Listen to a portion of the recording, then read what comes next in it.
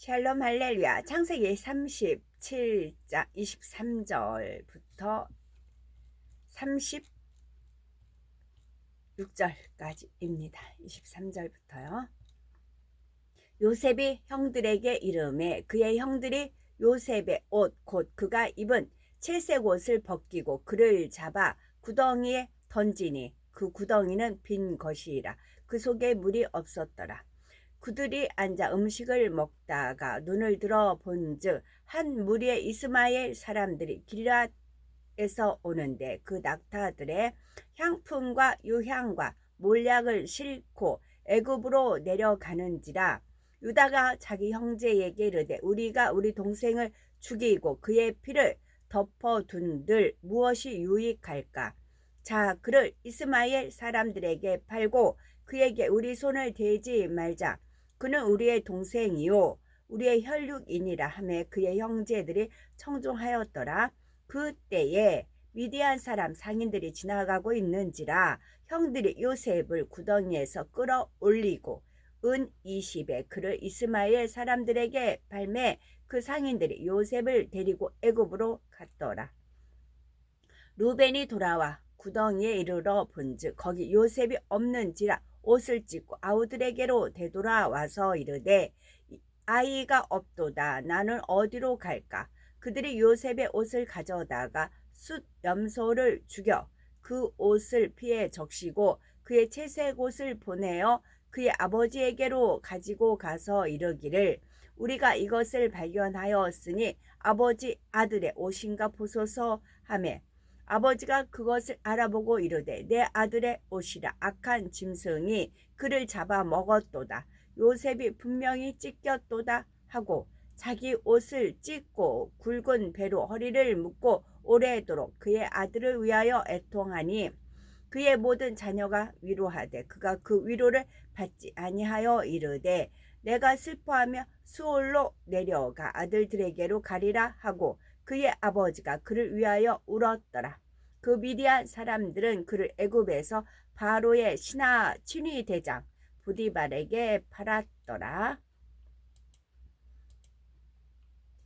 이미 자기 마음에 어떤 결심을 굳힌 사람은 남의 말에 귀를 기울이기가 쉽지 않습니다.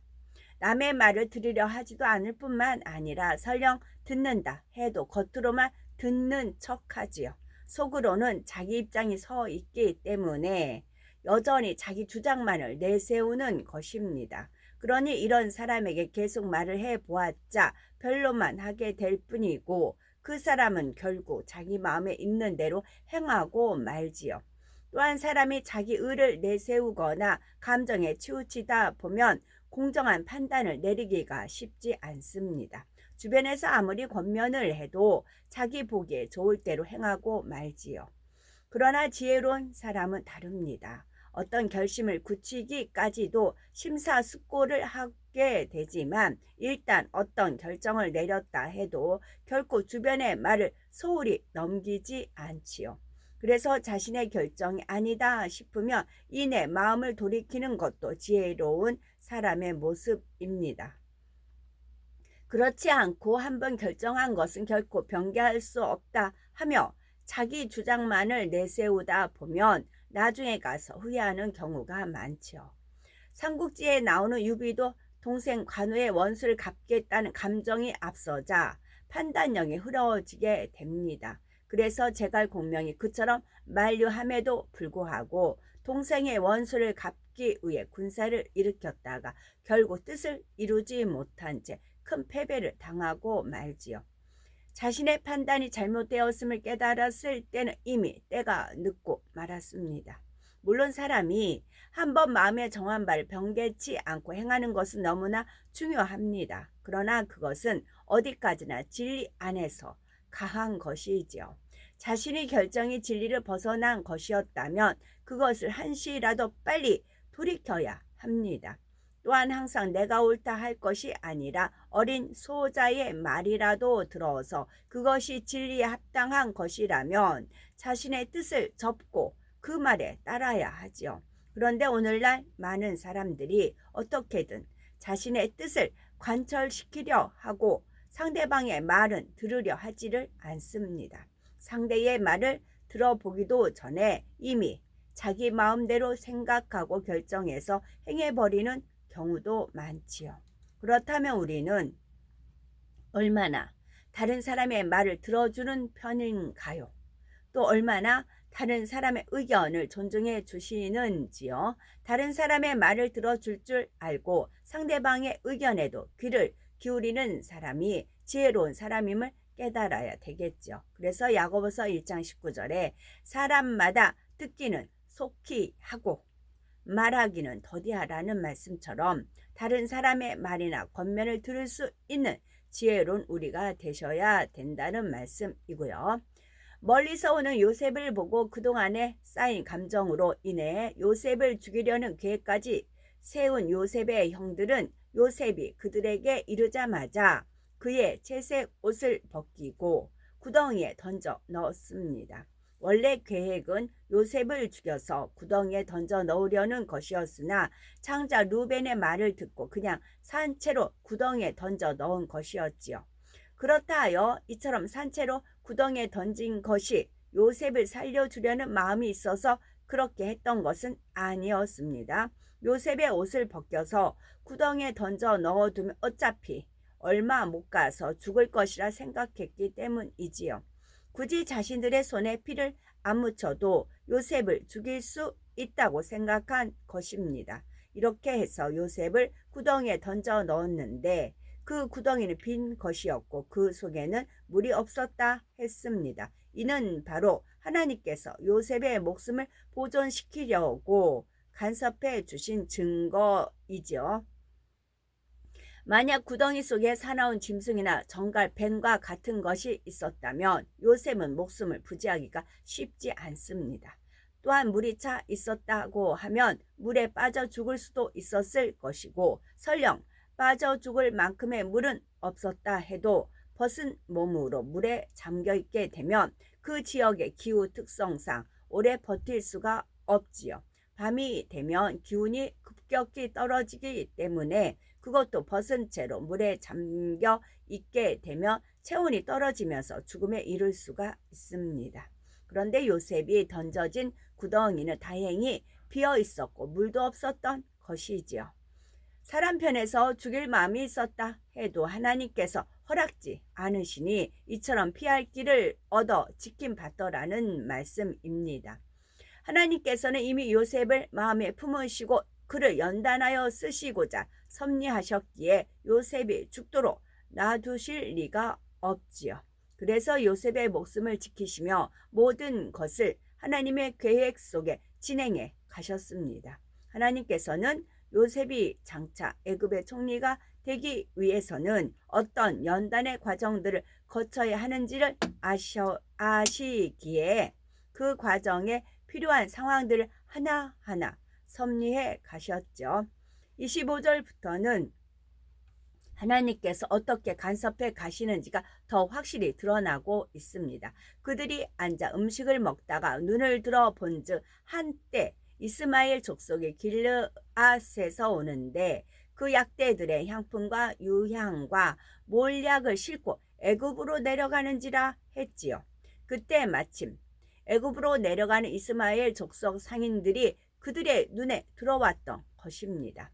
요셉을 구하시기 위한 하나님의 계획 속에 이처럼 정확한 때를 맞추어 이스마엘 족속 상인들이 그곳을 지나가도록 하셨지요. 그것도 애굽으로 내려가는 상인들을 말입니다. 더욱이 그 상인들이 약대에 실은 것은 향품과 유향과 몰약이라 했습니다. 이는 그들이 흔한 물건을 거래하는 장사꾼이 아니라 그래도 격이 있는 장사꾼임을 알 수 있게 해주죠. 요셉은 바로 이러한 상인들에게 팔렸기에 애굽에 가서도 고위층인 수의 대장의 집에 팔려갈 수가 있었던 것입니다. 만약 그 상인들이 흔한 보통 장사꾼이라면 그처럼 높은 위치에 있는 사람과 거래할 수 있는 것이 아니죠. 그랬다면 요셉도 수의 대장의 집에 아닌 험한 곳으로 팔려갈 수가 있는 것이고요. 그런데 이 상인들은 그래도 애굽의 고위층과 거래를 할 수 있을 정도의 상인들이었습니다. 그러니 요셉은 일반 노예와는 달리 시위대장의 집에 노예로 팔려감으로써 훗날 애굽의 총리가 되는 길로 접어들게 된 것이죠. 육으로 볼 때는 한낱 노예로 팔려간 것이지만 그것이 결국은 요셉으로 하여금 애굽의 총리가 될 수 있게 하는 하나의 발판이 되었던 것입니다. 바로 이러한 과정 하나하나가 하나님의 간섭하심이었고 하나님의 섭리 가운데 한치의 오차도 없이 진행되었던 것이지요. 그런데 요셉의 형들이 이들 이스마엘 족속 상인들을 보았다고 해서 요셉을 그들에게 노예로 팔아야겠다는 생각을 한 것은 아니었습니다. 따라서 바로 이 순간에 요셉이 그 상인들에게 노예로 팔리기 위해서는 요셉의 형들의 마음을 움직이게 할 계기가 필요했지요. 그 계기를 만드는 도구로서 역할한 사람이 바로 유다였습니다. 26에서 27절에 보니 유다가 자기 형제에게 이르되 우리가 우리 동생을 죽이고 그의 피를 은닉한들 무엇이 유익할까? 자, 그를 이스마엘 사람들에게 팔고 우리 손을 그에게 대지 말자. 그는 우리의 동생이요 우리의 골욕이니라 하매 형제들이 청종하였더라 했지요. 이 순간에 유다가 나서서 형제들의 마음을 돌려놓는 말을 함으로써 결국 요셉은 노예로 팔려가게 되었던 것입니다. 그러나 이 순간에 유다가 나서지 않았다면 요셉은 어떻게 되었을까요? 루벤이 돌아와 어떻게든 요셉의 목숨을 살려서 야곱에게로 돌아갔을 수도 있고 아니면 끝내 요셉을 죽였을 수도 있습니다. 하지만 그렇게 되면 요셉을 연단해서 애굽의 총리로 세워 하나님의 섭리를 이루시려는 계획은 이루어질 수가 없지요. 그래서 이 순간에 유다의 마음을 주관하심으로 그가 이처럼 나서서 형제들의 마음을 돌려놓도록 역사하신 것입니다. 루벤과 마찬가지로 유다도 요셉을 살리려는 좋은 마음에서 나선 것인데 이로 인해 요셉은 확실히 목숨을 건졌지만 결국 애굽의 노예로 팔려가는 처지가 되고 말았죠. 시대마다 각각 하나님의 섭리 가운데 쓰임받는 인물들이 있는데 결국은 자신의 마음과 중심과 그릇에 따라 쓰임받게 되는 것을 봅니다. 이스마엘도 그렇고 에서도 그러했으며 오늘 본문에 나오는 요셉의 형들도 그렇지요.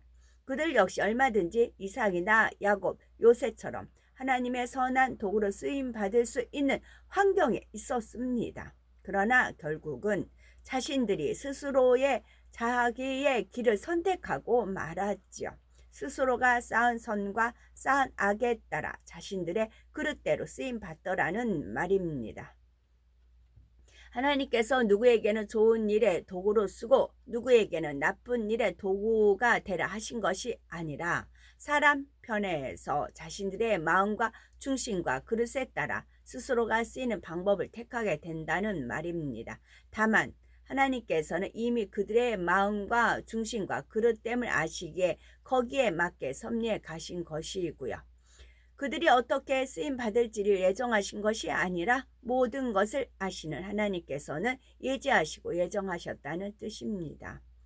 그런 의미에서 그래도 지금 루벤이나 유다는 하나님의 섭리를 이루기 위한 과정에서 그나마 덜 악한 도구가 된 셈이지요. 하나님께서는 요셉의 형들 중에서 그래도 누구의 마음이 덜 악한지를 아시기에 때에 맞추어 루벤과 유다의 마음을 주관하시므로 그들이 요셉을 살려내는 데 있어서 결정적인 역할을 하는 도구로 쓰임받게 하신 것입니다.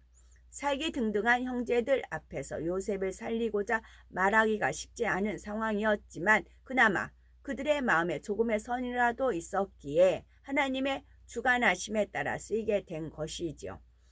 더욱이 요셉을 죽이려는 형들의 마음을 돌리려면 창자인 루벤의 역할이 매우 중요하므로 하나님께서는 미리 루벤이 아버지 야곱으로부터 큰 은혜를 입도록 역사하셨습니다. 서모 비라와 통관한 사건을 아버지 야곱이 알고도 모른 채 넘어갔던 사건이죠. 바로 이 일을 통해 루벤은 야곱으로부터 큰 은혜를 입었기에 결정적인 순간에 그 은혜를 생각하므로 요셉의 생명을 보존하는 데 큰 역할을 하게 됩니다. 루벤이나 유다 본인들도 사실 요셉에 대해 안 좋은 감정을 가지기는 마찬가지였으나 그래도 다른 형제들에 비해서는 조금의 선이라도 남아 있었고, 또한 하나님의 섭리 가운데 루벤은 야곱으로부터 큰 은혜를 입었던 일이 있었기에 이처럼 예비된 도구로 쓰였던 것이지요. 이와 같이 하나님께서는 각 사람의 마음과 중심과 그릇을 아시기 때문에 하나님의 섭리 안에서 각각에 맞게 쓰임받도록 역사하시는 것입니다.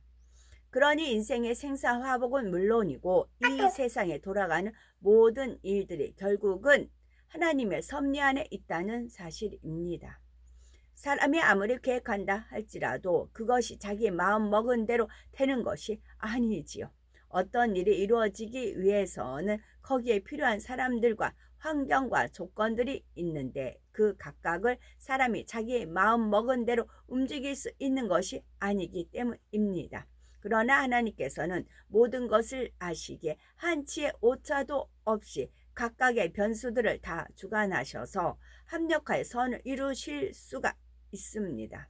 그러니 잠언 16장 1절 마음의 경영은 사람에게 있어도 말의 응답은 여호와께로서 나느니라는 말씀처럼 사람이 마음에 경영할 수는 있지만 그 응답은 하나님께로부터 오는 것이지요.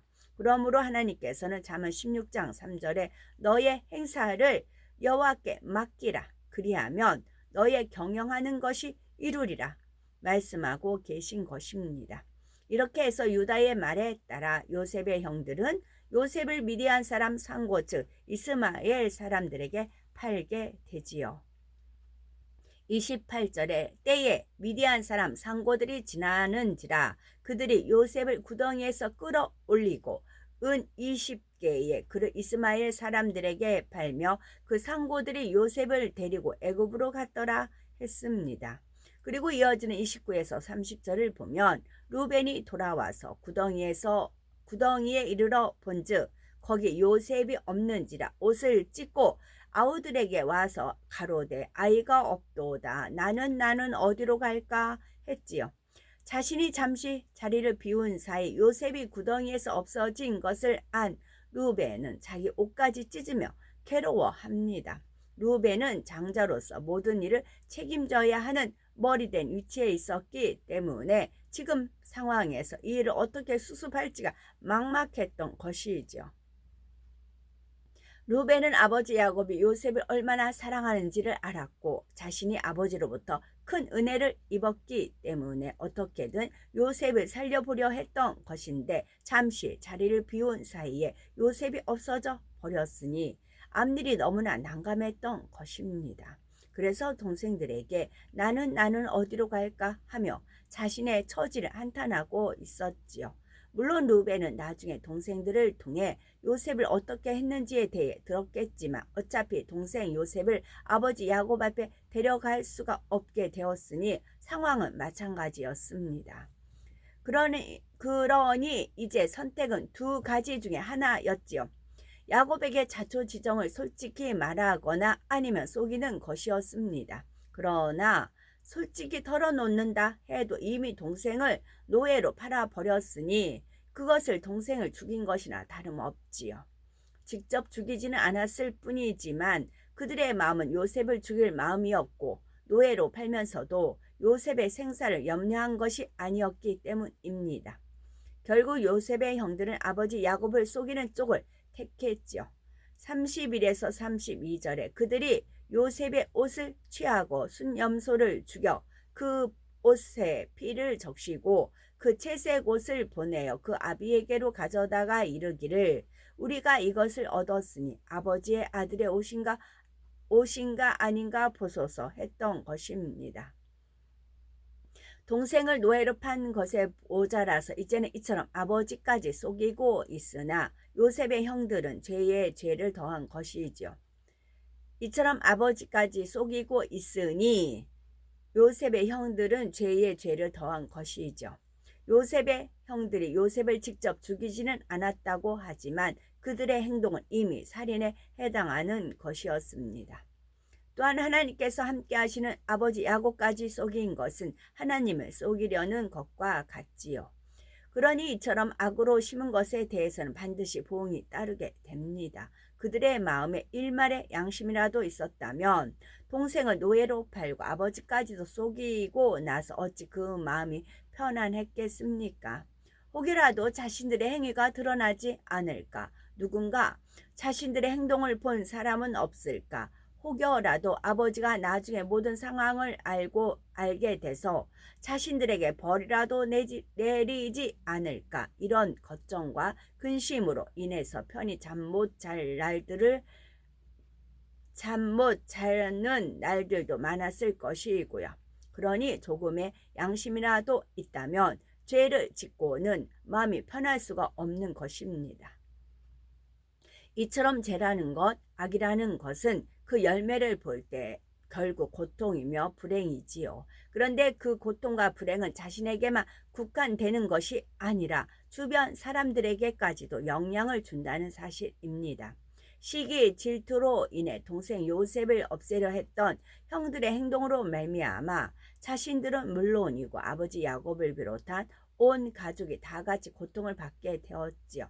요셉의 일로 인해 다른 자녀들이 아무리 위로를 해도 야곱은 위로를 받지 않고 오랫도록 애통을 하고 있으니 어찌 다른 가족들인들 편안했겠는지요.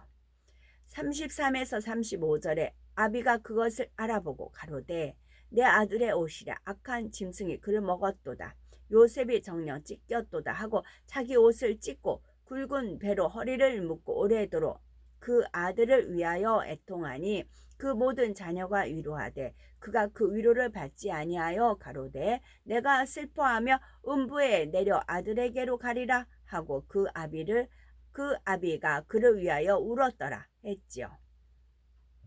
그런데 이때 야곱의 행동을 보면 야곱의 신앙이 아직 온전치 못했음을 잘 알 수가 있습니다. 먼저 야곱은 아들들이 피 묻은 요셉의 옷을 가지고 온 것을 보자 아들들에게 자초지종을 묻기 전에 스스로가 악한 짐승이 그를 먹었도다 말했죠. 물론 워낙 슬픔이 앞서다 보니 자초지종을 물을 겨를도 없었겠지만 야곱이 좀 더 선한 마음에서 지혜가 있었고 명철이 임해 있었다면 아들들의 속임에 넘어가지 않았을 것입니다. 좀 더 침착하게 상황을 파악해 나갔다면 결국 아들들의 거짓말이 탈로 났겠지요. 아무리 서로 입을 맞추고 왔다고 해도 진실 앞에서는 거짓이 드러나기 때문입니다.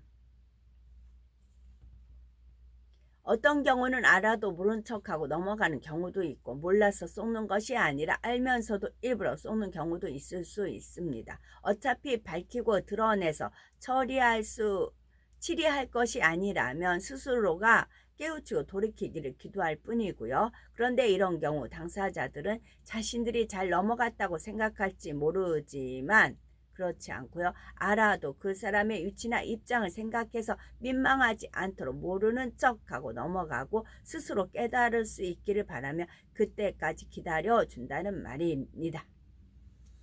예수님께서도 가룟 유다가 어떤 사람인지를 모르셨던 것은 아니지만 끝까지 그를 놓지 않으시고 기회를 주셨습니다.